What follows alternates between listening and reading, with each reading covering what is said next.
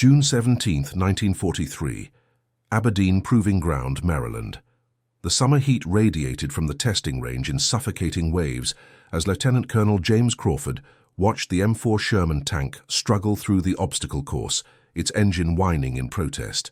The military brass behind him nodded approvingly, confident that American industrial might would overwhelm any mechanical shortcomings. "These tanks will crush the Nazis by Christmas," Crawford declared, wiping sweat from his brow. "Our production lines are unstoppable." Little did he know that the real revolution would come not from the factory's output, but from the mind of a civilian engineer who wasn't even allowed to sit with them in the officers' mess. Before we dive into this story, drop a quick hi in the comments and tell me where you're watching from. It really helps support the channel. This is the untold story of how one man's rejected blueprint would transform American armored warfare, cutting mechanical failures by half and saving countless lives, while forcing the military establishment to confront their own prejudices about who could contribute to the war effort. Isaiah Turner stood at the edge of the Detroit Tanks Arsenal assembly floor, watching workers swarm over half-completed Sherman tanks like ants on a fallen ice cream cone. As a mechanical engineer with a degree from Howard University, he knew he was fortunate to have secured a position at all. The defense industry's sudden need for skilled workers had cracked open doors previously sealed shut to men of his background. At 34, Isaiah had spent years seeing his innovations credited to white supervisors at automotive plants across Michigan. Now in June 1943, with the war machine consuming every available resource and talent, he had finally received security clearance to work directly on tank production. "Turner, stop daydreaming and get over here," called Ronald Hayward, the floor supervisor. A stocky man with thinning hair and perpetually oil-stained fingers, Hayward was one of the few supervisors who addressed Isaiah by name rather than boy. "Coming, sir," Isaiah replied, tucking his notebook into his pocket. The leather-bound journal contained detailed sketches and calculations that he'd been working on for months, observations about systemic flaws in the M4 Sherman's drivetrain that nobody seemed interested in hearing. Isaiah navigated through the cacophony of the factory floor. The Detroit Tank Arsenal was producing over 300 Shermans each month, an incredible output that emphasized quantity over quality.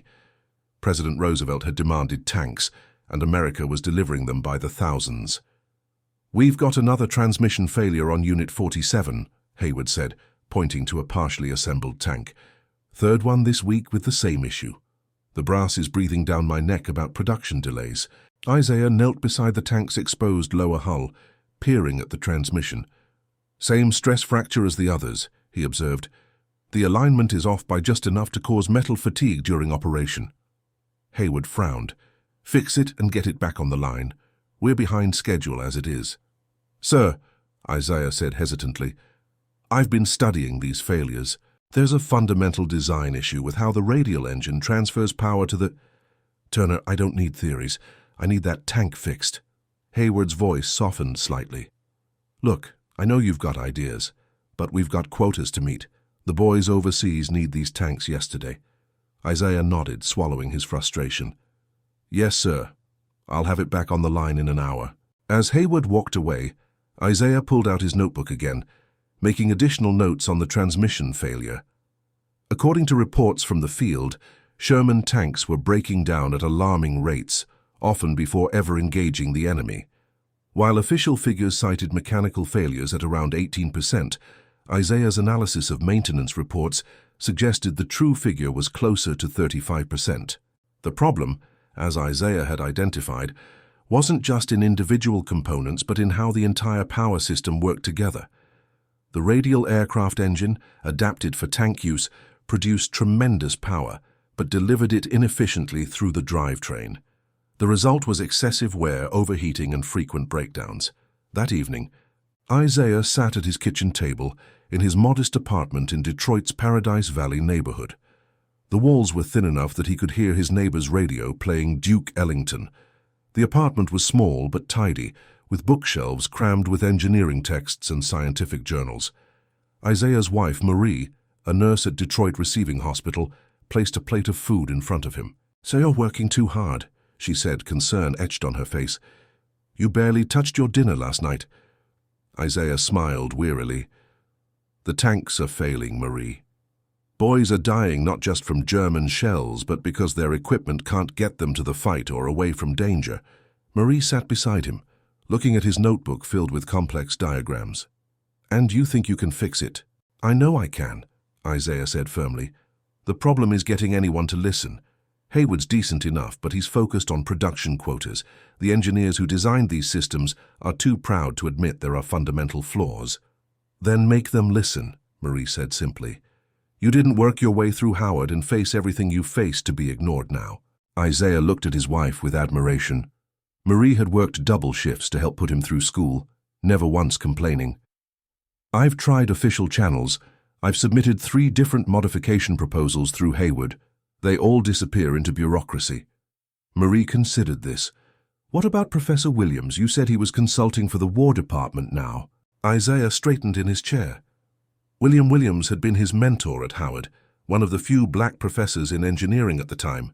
The last Isaiah had heard, Williams had been brought to Washington as part of the growing group of Negro consultants. That's actually a brilliant idea, Isaiah said. If I can get my blueprints to him, he might be able to put them in front of someone who matters. That's my job, Marie said with a smile. Finding brilliant ideas. She glanced at his untouched plate. Now eat, before this brilliant idea gets cold too. 200 miles away, in Washington, D.C., Major General Leslie McNair reviewed the latest readiness reports from the European theater with growing concern. As head of Army Ground Forces, McNair was responsible for training and equipping the Army for combat operations. The reports from North Africa and the early deployments to England were troubling. These mechanical failure rates are unacceptable, McNair told his staff. The Germans keep their panzers in the field twice as long between major maintenance. Colonel Walter Preston, who oversaw equipment development, shifted uncomfortably. Sir, we're investigating the issues. There may be training problems with the maintenance crews. Many of these men have never seen an engine before joining the service. It's not just maintenance, Walter, McNair replied, tossing the report onto his desk. I've got commanders telling me they're losing more tanks to breakdowns than to enemy action. That's not a training issue, that's a design issue. Preston nodded stiffly. The Ordnance Department assures me the designs are sound. We're producing tanks at 6 times the German rate. Some quality issues are to be expected. McNair stood and walked to the window overlooking the Potomac. Quality issues get men killed, Colonel. I want solutions, not excuses. The President promised Stalin 2,000 tanks by year's end. What good are they if they can't cross France without the transmissions failing? Yes, sir. I'll push Ordnance harder for answers. Do that, McNair said, and find me someone who can think beyond the current blueprints. We need innovation, not just production. As Preston left the office, McNair returned to the reports. The M4 Sherman had been rushed into production to meet the desperate need for armored vehicles. Its standardized design made mass production possible, but reports from the field suggested that German tanks, though fewer in number, were mechanically superior. American tankers were paying the price for that disparity. Back in Detroit, Isaiah arrived at work early the next morning, determined to document more evidence for his proposal to Professor Williams. He made his way to the testing bay, where completed tanks underwent final inspection before shipping. "Morning, Turner," called out Frank Nowicki, the chief test engineer. A Polish immigrant with a doctorate in mechanical engineering from Warsaw, Nowicki was one of the few staff members who treated Isaiah as an intellectual equal. "Come to watch another transmission torture session?" Isaiah smiled. "Something like that. Mind if I observe today's tests?" "Be my guest," Nowicki said, gesturing to the observation area. "We're running endurance trials on units 50 through 55. For the next 3 hours, Isaiah watched as the Shermans were put through their paces on the indoor test track. 2 of the 6 tanks developed significant issues before completing the full test cycle. Isaiah made detailed notes on the failure patterns, confirming his theories. During the lunch break, he approached Nowicki, who was eating a sandwich while reviewing test data. "Dr. Nowicki, I've been analyzing these failures for months. There's a pattern." Isaiah opened his notebook to a diagram he'd drawn. "The radial engine produces too much torque for the transmission design. the power transfer is inefficient, creating heat and stress at these connection points. Nowicki studied the diagram with interest. This is good analysis, Turner. What do you propose? Isaiah flipped to another page, revealing a redesigned power transfer system. A modified gearbox with an improved cooling system and reinforced connection points. It would reduce stress on the transmission by nearly 40% based on my calculations. Nowicki whistled softly. This would require retooling parts of the production line. Yes, but not as much as you might think, Isaiah said eagerly. The core components remain the same. It's the arrangement and some reinforcement that changes. Have you shown this to Hayward? Isaiah's enthusiasm dimmed. 3 times. He says there's no time to consider design changes with production schedules so tight. Nowicki handed the notebook back. He's not wrong about the schedules, but he's wrong to ignore this. He hesitated. Turner, your designs are sound, but you know how things work. Your name on the proposal makes it easier to ignore, Isaiah finished. I know. Nowicki looked uncomfortable.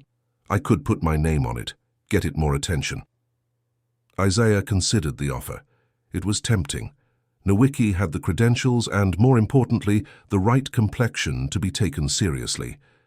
But Isaiah had watched his work be appropriated too many times before. I appreciate that, Dr. Nowicki, but I need to try my own channels first. Nowicki nodded with what looked like respect. Fair enough.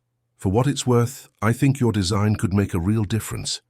That night, Isaiah wrote a detailed letter to Professor Williams, explaining his position at the tank arsenal and the critical flaws he'd identified in the Sherman. He included several pages of technical drawings and calculations, making the case for his modified design. As he sealed the envelope, he felt a mixture of hope and skepticism. Even with Williams' support, the military-industrial complex was not known for its openness to change, particularly from outsiders. Special delivery? Marie asked, noticing the thick envelope. My Hail Mary pass, Isaiah replied. If Williams can't help, I'm not sure who can. Marie squeezed his shoulder. He'll help, and if he can't, you'll find another way. You always do. Isaiah's letter reached Professor Williams 3 days later. Williams, now serving as a technical consultant on the Committee on Negro Affairs within the War Department, immediately recognized the significance of Isaiah's work. While his position was largely symbolic, created to demonstrate the Roosevelt administration's commitment to Negro participation in the war effort, Williams had spent decades navigating white institutions and knew how to work within them. Williams requested a meeting with Colonel Preston, presenting himself as a concerned consultant who had received troubling technical information about the Sherman tanks. Preston, already under pressure from General McNair to find solutions, agreed to the meeting more out of desperation than open-mindedness.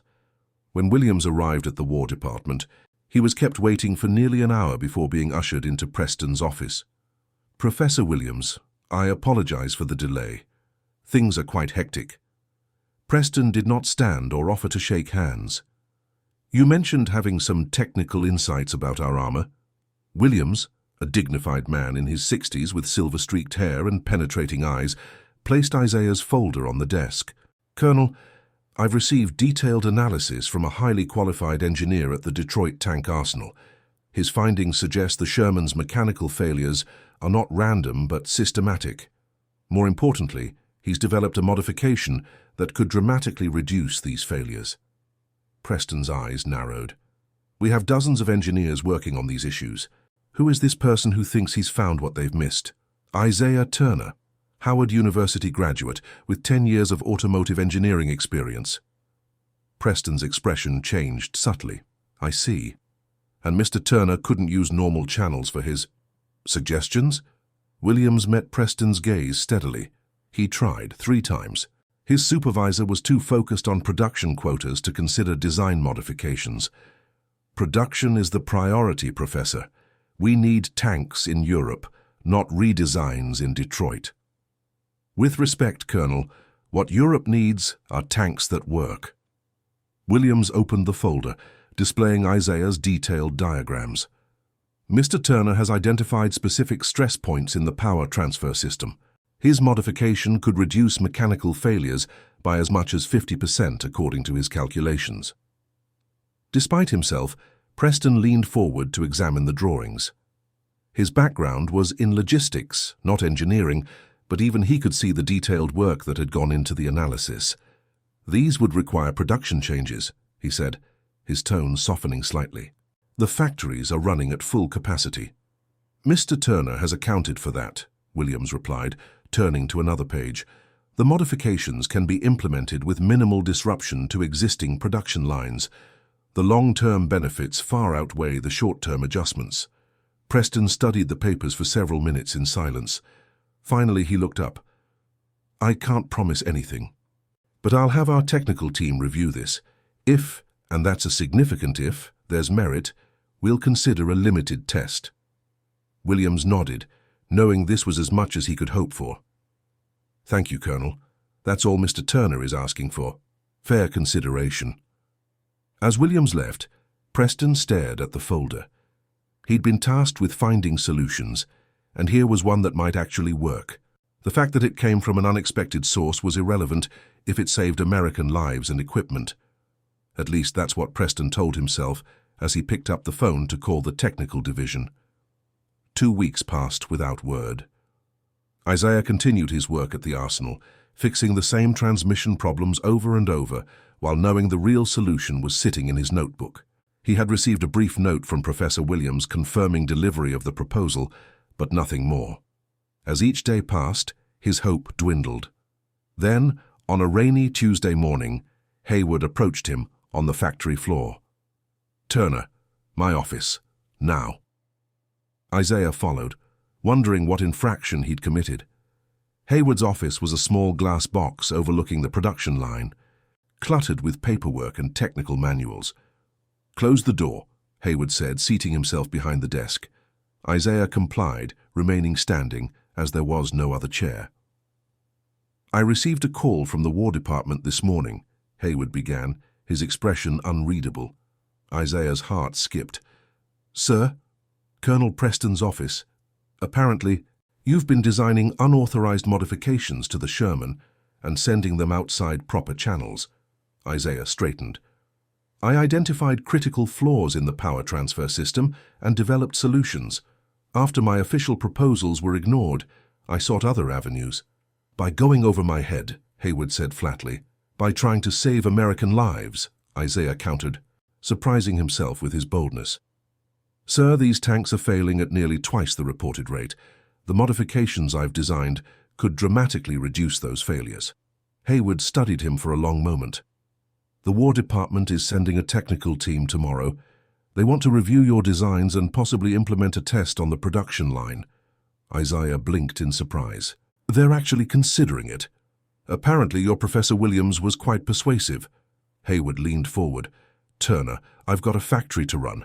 I can't have engineers freelancing designs without approval." "I tried to get approval, sir." "Yes, well." Hayward had the grace to look slightly uncomfortable. "Perhaps I was too focused on quotas. The point is, this team will expect you to defend your designs professionally. Can you do that?" "Yes, sir, absolutely." Hayward nodded. "Good, because if this works, it could change how we build these machines, and if it doesn't, both our necks are on the line." He gestured to the door. "Take the rest of the day to prepare your presentation.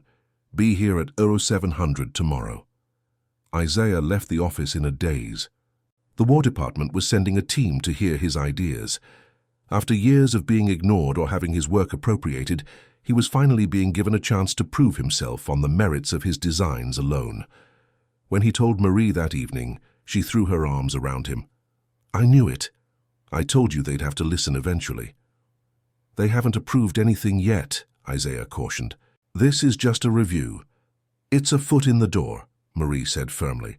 "And once that door is open, you'll show them exactly what you can do." Isaiah stayed up late, refining his presentation, making sure every calculation was double-checked, every diagram clear and precise. This opportunity might never come again. The technical team arrived at 0700 sharp the next morning. Isaiah watched through Hayward's office window as 4 men in military uniforms and 3 civilians with briefcases entered the factory. His throat went dry when he recognized Colonel Preston among them. Hayward ushered the group into the factory's conference room, then returned to collect Isaiah. "They're ready for you," he said, his voice unusually subdued. "Turner, good luck."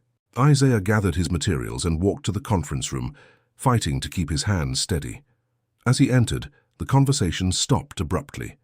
7 pairs of eyes turned to study him, expressions ranging from curiosity to barely concealed skepticism. Colonel Preston spoke first. "Mr. Turner, I'm Colonel Preston.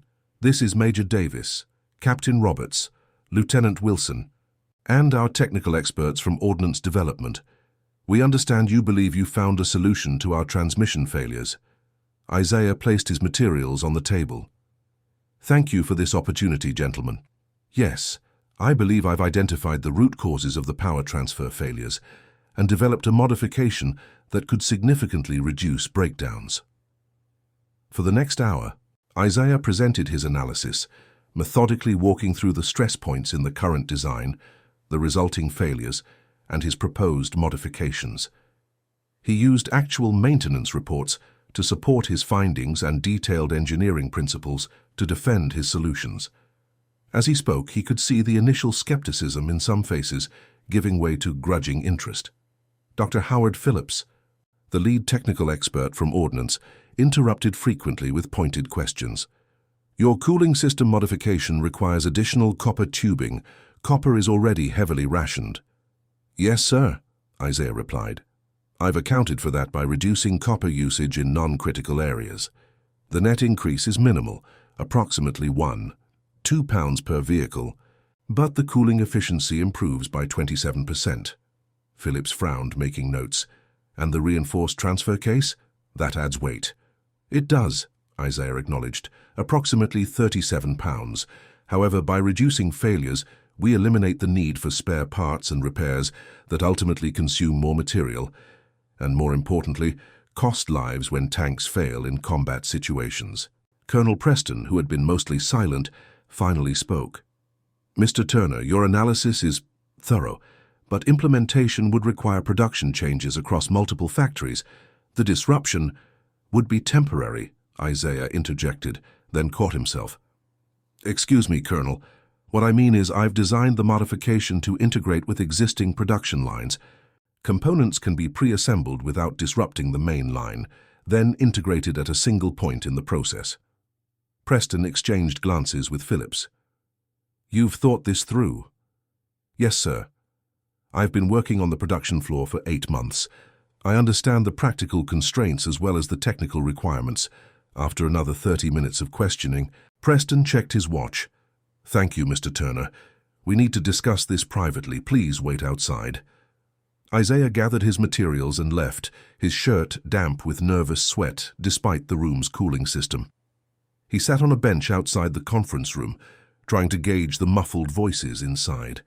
After 20 minutes that felt like hours, Hayward emerged. "They want to see a practical demonstration," he said. "Can you implement your modifications on a test vehicle?" Isaiah stood quickly. "Yes, absolutely. I'll need access to components and about 3 days of work time." "You've got 2 days," Hayward replied, "and a team of 3 assemblers to help you. They want to run comparison tests on Friday." 2 days. Isaiah's mind raced through the logistics. It was possible, barely. "I'll need to requisition parts from inventory, already approved," Hayward said, surprising him. "Colonel Preston has signed the authorization, whatever you need within reason." Isaiah nodded, already mentally prioritizing the modifications. "Thank you, sir. I won't waste this opportunity." "See that you don't," Hayward said, but there was no bite in his tone. "This isn't just your reputation on the line now. It's the Arsenal's." He hesitated, then added, "For what it's worth, I think you might be onto something. Your presentation was impressive." The next 2 days were the most intense of Isaiah's professional life. He worked almost continuously, stopping only when fatigue threatened to compromise precision. His team of assemblers, initially skeptical of taking orders from a Negro engineer, gradually came to respect his expertise as they saw the logic of his modifications. By Friday morning, the test vehicle was ready. Isaiah had implemented every aspect of his redesign, from the reinforced transfer case to the improved cooling system. As the technical team gathered for the demonstration, he felt a strange calm. He had done everything possible. Now the design would speak for itself. The test protocol was straightforward. The modified Sherman would run the standard endurance course alongside an unmodified tank. Both would operate continuously until failure or completion of 10 full cycles, far more than the usual testing regimen. Colonel Preston addressed the gathered observers. "Gentlemen, we are witnessing a comparative test of a modified power transfer system designed by Mr. Isaiah Turner of the Arsenal's engineering staff. Standard evaluation protocols apply. Major Davis will oversee the testing." As the tanks started their engines with a thunderous roar, Isaiah stood with Hayward and Dr. Nowicki at the observation point. "Nervous?" Nowicki asked quietly. "Terrified," Isaiah admitted, but confident in the design. The test began. Hour after hour, both tanks navigated the punishing course, climbing artificial hills, crossing ditches, and maneuvering through tight turns. After the 4th cycle, the standard Sherman began showing signs of strain, its engine running noticeably hotter than Isaiah's modified version. In the 6th cycle, disaster struck the unmodified tank. Its transmission seized while climbing the steepest gradient, leaving it immobilized. Maintenance crews rushed to assess the damage, confirming exactly the type of failure Isaiah had predicted in his analysis. Meanwhile, his modified Sherman continued performing, its systems running within optimal temperature, ranges even under sustained stress. By the end of the 10th cycle, when the test officially concluded, the difference was undeniable. The modified tank had completed every challenge without significant issue. Colonel Preston's technical team huddled in discussion, reviewing the performance data.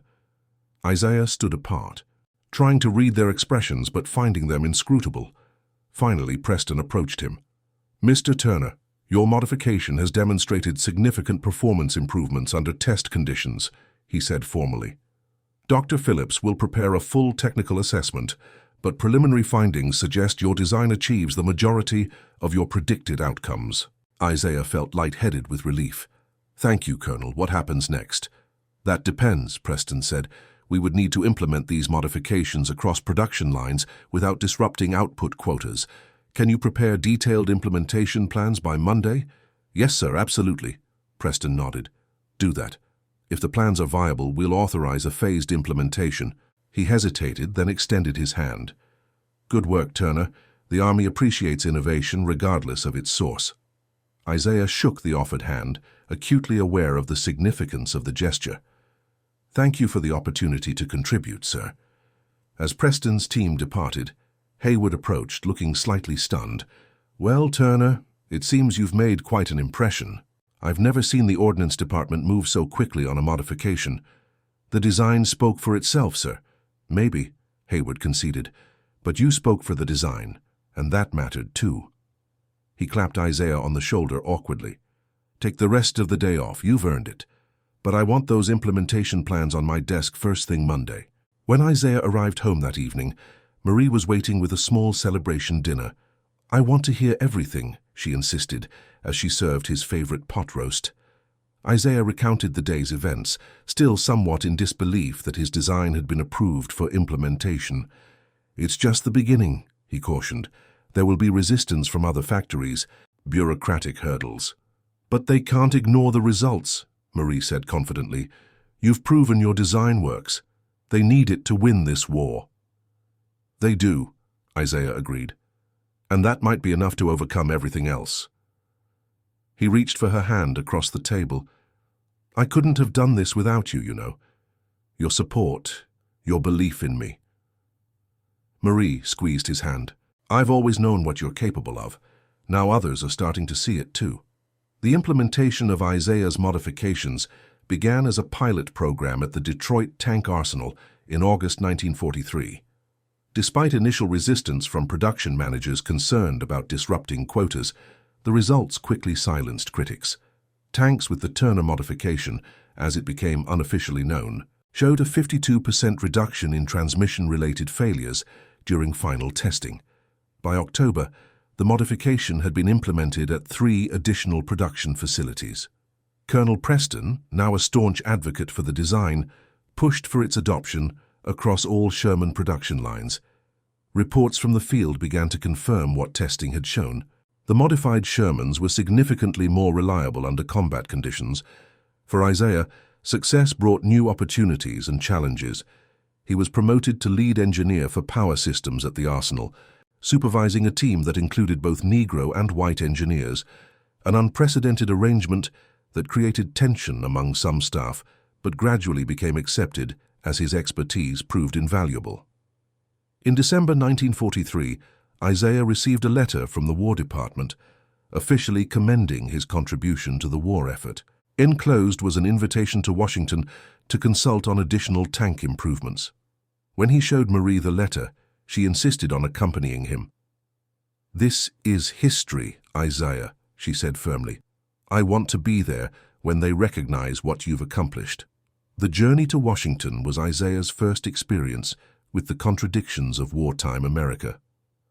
On the train, he and Marie were required to sit in the colored car until crossing into Union territory, where seating was integrated by military order to facilitate troop movements.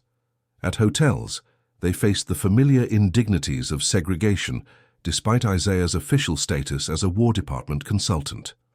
In Washington, Isaiah joined a growing community of Negro professionals contributing to the war effort, from scientists working on medical advancements to engineers improving everything from aircraft to field radios. The Roosevelt administration, pressured by civil rights leaders like A. Philip Randolph, had created unprecedented, though still limited opportunities for Negro participation in critical war work. Isaiah's meeting at the War Department brought him face-to-face with General McNair himself. The general, practical and direct, had little patience for racial niceties when equipment failures were costing American lives. "Mr. Turner," McNair said, reviewing the performance data from the modified Shermans, "these results are impressive. Your modifications have been implemented across all production lines?" "Nearly all, sir," Isaiah replied. "There are still 2 factories transitioning to the new specifications."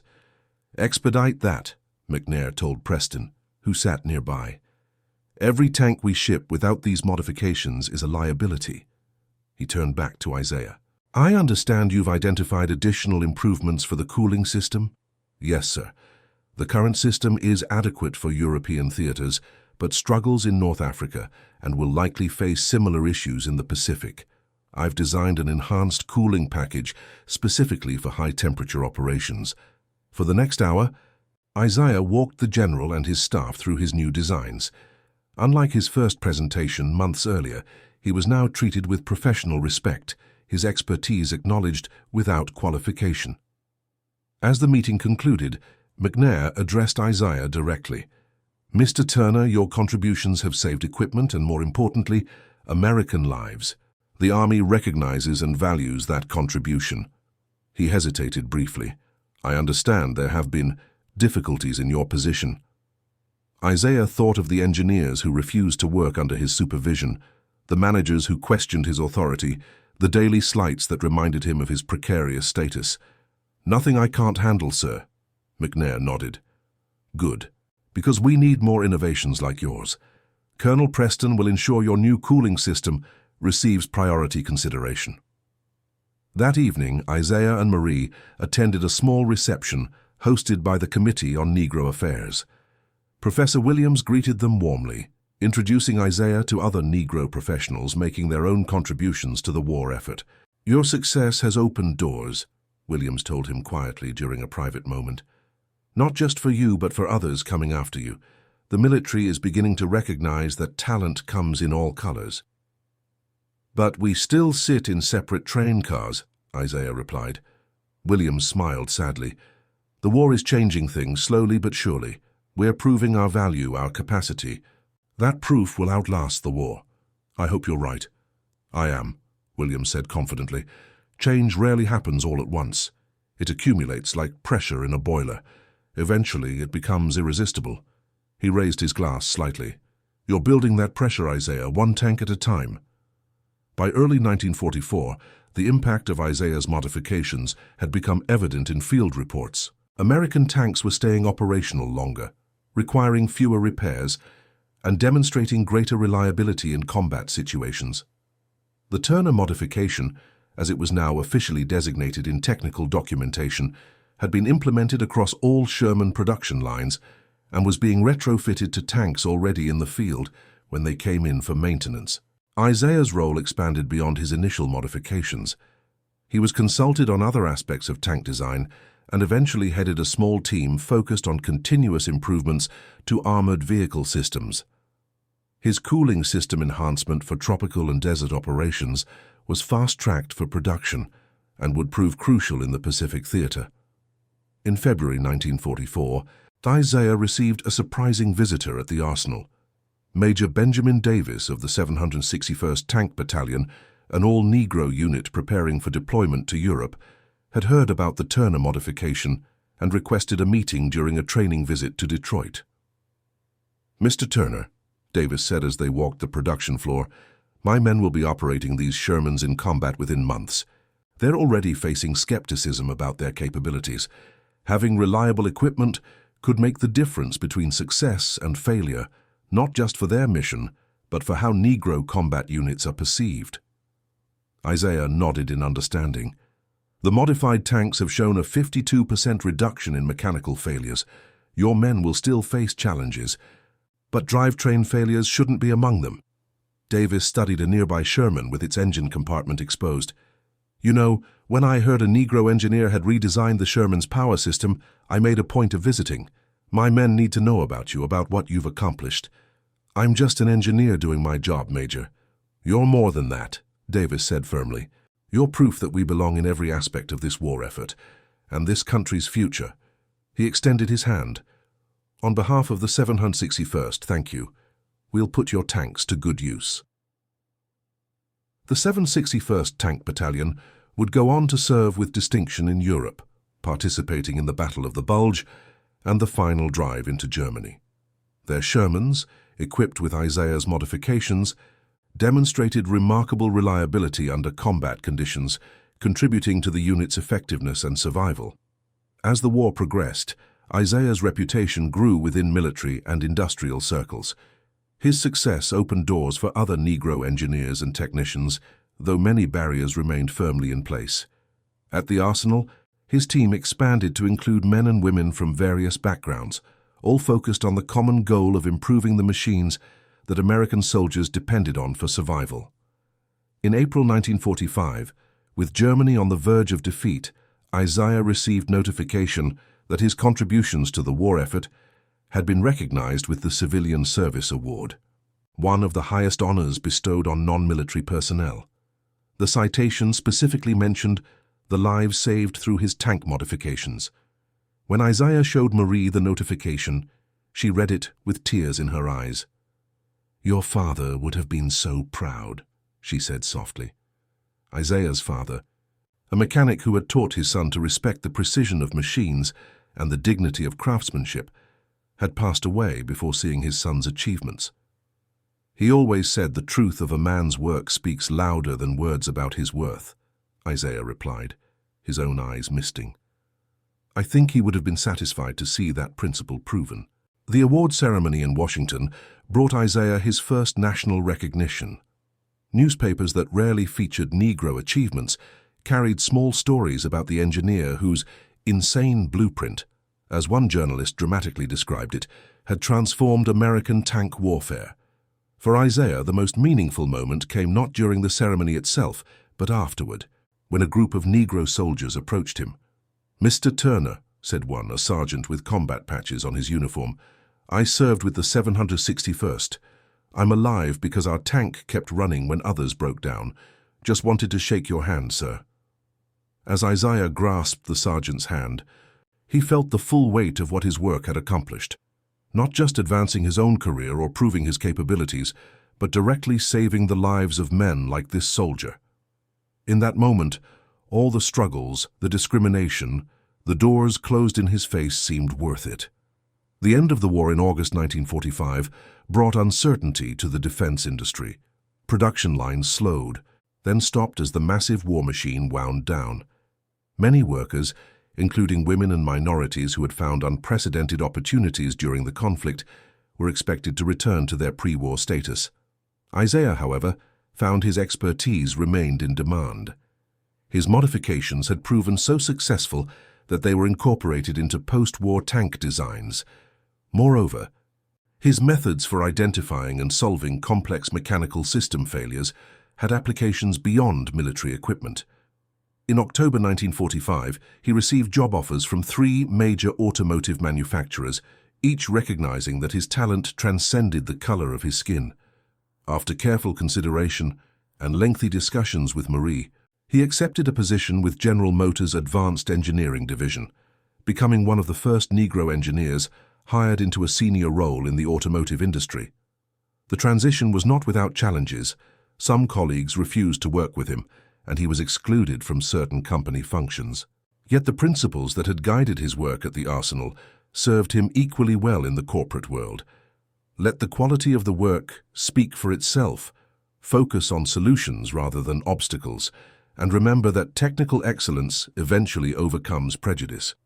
In 1947, Isaiah was granted his first patent, not for his wartime innovations, which remained government property, but for a new transmission system for commercial vehicles.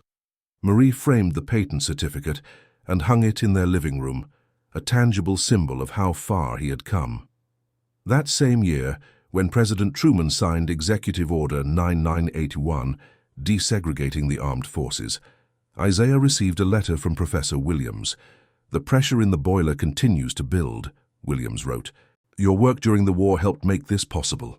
Never doubt that your engineering expertise did more than fix tanks. It helped fix a fundamental flaw in our nation's thinking." Isaiah Turner's legacy extended far beyond the mechanical improvements he created. The Turner modification became a case study in engineering schools, including historically white institutions that would not have admitted Isaiah as a student. The thousands of Sherman tanks that carried his innovations across the battlefields of Europe and the Pacific demonstrated that talent and innovation recognize no color line. For the men who operated those tanks, Isaiah's contribution was measured in simpler terms: tanks that ran when needed, transmissions that didn't fail during combat, and the increased chance of returning home alive. Though few knew the name of the engineer responsible, the reliability of their equipment spoke to his skill and determination. In later years, as America's racial barriers slowly eroded, Isaiah would speak to engineering students about his wartime work, emphasizing that technical problems require technical solutions regardless of who provides them. "The mathematics doesn't care about the color of the hand that writes the equation," he would tell them, "and a tank doesn't know who designed its transmission. It only knows whether that transmission works." The full extent of Isaiah Turner's contribution to the Allied victory was never quantified in official records. However, maintenance reports from the European theater showed that after the implementation of his modifications, tanks equipped with the Turner system demonstrated 47 to 53% fewer transmission failures than unmodified models, almost exactly what Isaiah had predicted in his original proposal. For the tank crews who operated these machines, the difference wasn't measured in percentages but in lives. Every Sherman that continued running under fire, that didn't break down during a retreat, that successfully completed its mission, represented potential deaths averted.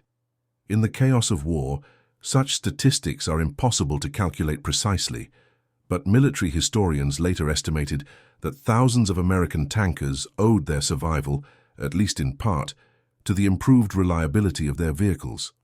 Lieutenant Colonel James Crawford, who had watched the first tests at Aberdeen Proving Ground with such confidence in American production capacity, would later write in his memoirs, "We thought the war would be won through sheer industrial output.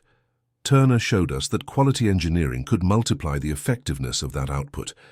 One reliable tank was worth 3 that broke down before reaching the enemy." For Isaiah Turner himself, the most meaningful validation came not from official recognition or career advancement, but from a collection of letters he received throughout the post-war years. They came from tank veterans, men who had never met him but wanted to express their gratitude for machines that didn't fail them in critical moments. Isaiah kept these letters in a box in his home office, occasionally reading them to remind himself of the real-world impact of engineering work that might otherwise seem abstract. One letter from a former Sherman commander named Robert Hansen captured the sentiment expressed by many. "I don't understand the technical aspects of what you did, Mr. Turner, but I know this. My crew and I survived 3 engagements with German armor because our tank kept running when others didn't. Whatever you did to those machines made a difference to men like me. Thank you for giving us a fighting chance." Isaiah Turner continued his engineering career into the 1960s, breaking barriers and opening doors for other minority engineers along the way. The brilliant mind that had seen flaws in the Sherman's design when others missed them went on to develop innovations in automotive transmissions, cooling systems, and power distribution that shaped post-war American manufacturing. Yet for all his professional accomplishments, Isaiah would often say that his greatest contribution came during those intense months of 1943, when a rejected blueprint became the key to keeping American tanks and their crews in the fight.